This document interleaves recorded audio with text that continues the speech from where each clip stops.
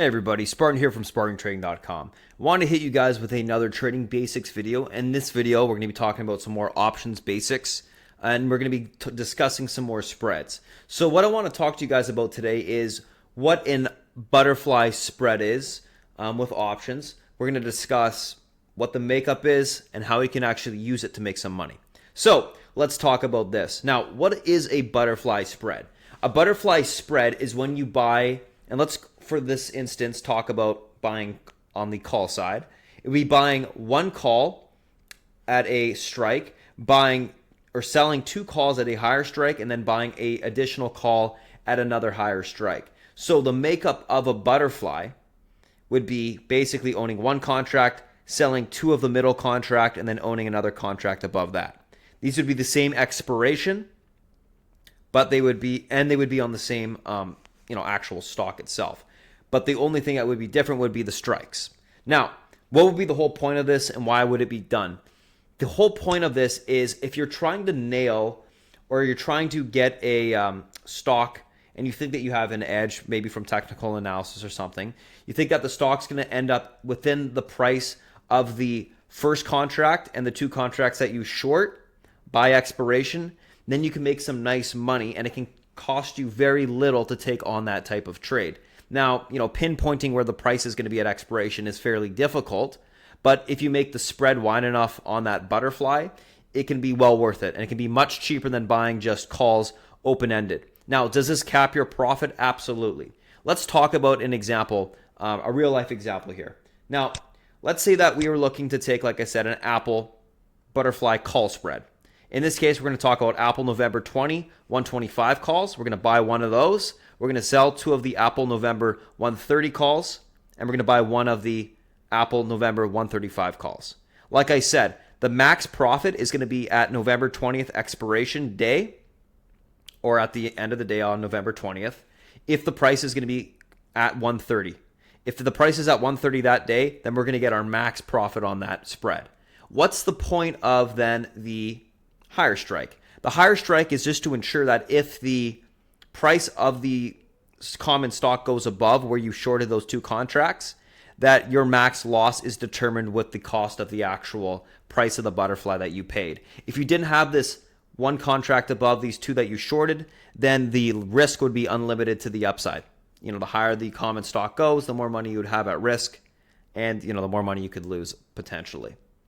So it's a great way, like I said, to take a very cheap position on a stock that you think can be within a certain area by a certain expiration. And typically you have fairly skewed risk reward. Let's take a look, like I said, a look at a real life example. So let's take a look at Apple, for instance. Apple, like I said, 120, 125, 130 calls. And let's just call it, for this instance, 60 cents. Let's say that's where, that's kind of the middle of the spread right here. But 60 cents for this spread. Now, if I'm buying the spread at 60 cents, and let's say I'm right on the butterfly spread being between, or right on the common stock being at the $130 level at that expiration November 20th, then my max profit is going to be $5 per contract.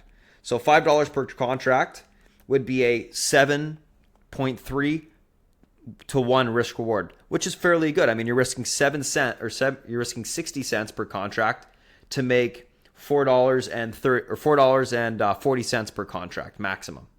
So you can see how it can skew risk reward pretty bigly in your favor.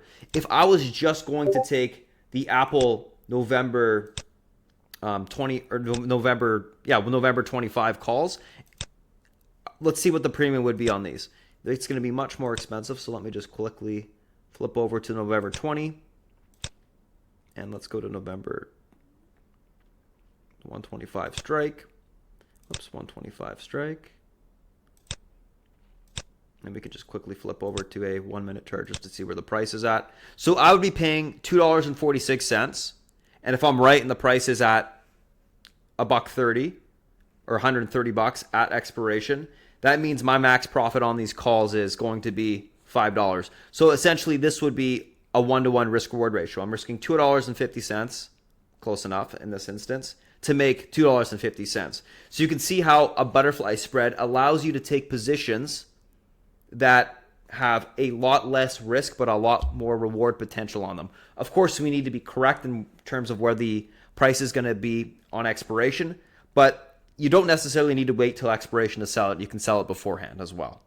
What we want is at expiration, the price of, and if to understand it a little bit further, why it would max out there, is the higher strike that we talked about, that 135 call, acts as our safety net. Just in case it goes over, we're safe. We only lose what we paid for that contract. What we want is, if the price is at $130, then we've made $5 per contract on the 125 contracts, and the $130 contracts have expired at $0, so they're worthless. So we've made all the money on the short side on those contracts, and we made all the money to the upside on those $125 contracts to max it out. So you can kind of see how this is a great tool to use if there's a lot of premium on a more expensive, larger cap stock, or if you wanted to trade a larger cap stock or just any sort of stock into some sort of binary event, like let's say earnings, for instance. You think that the stock could be between these two prices at earnings. Putting on a butterfly spread is a lot cheaper way of taking a bet into earnings if you wanted to gamble than actually just taking an open-ended call, because you're going to have a lot less at risk. And you can still make a nice amount of reward to the upside. Of course, you just need to be right on where the contract expires. Now you can take, call butterfly spreads to the upside, which would be a bullish way of doing it, or you could take the put butterfly spread to the downside. And this would be the same thing, except the only thing we need to think about is when we take these contracts, the max profit is going to be at the, if we're going 110, 105, 100, the max profit's always going to be at that middle contract. And in this case, it's going to be at exactly $105.